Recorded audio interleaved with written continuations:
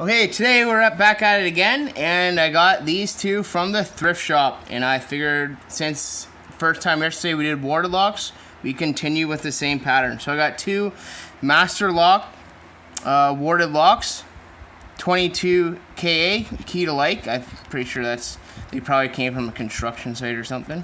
I'm pretty sure KA means key to like, but here it is, 22. Here is the key. Perfect. And okay, pick this one first.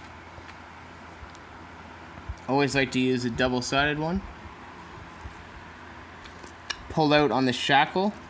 Gotta go right to the back, turn both ways. There's one, and then I turn it on a diagonal, hit the next ward, and then just creep it back. Boom, one open. Take a look at the next one. 22. Here's the key. Exact same.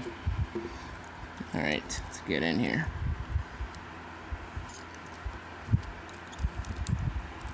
Right to the back.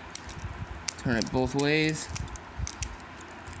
Oh yeah, it did click. There we go. And then obviously I'm just going to do the same thing as the other one, and it's open. Okay, quick video tonight, but thanks for watching, and we'll do another high security lock tomorrow. Thank you.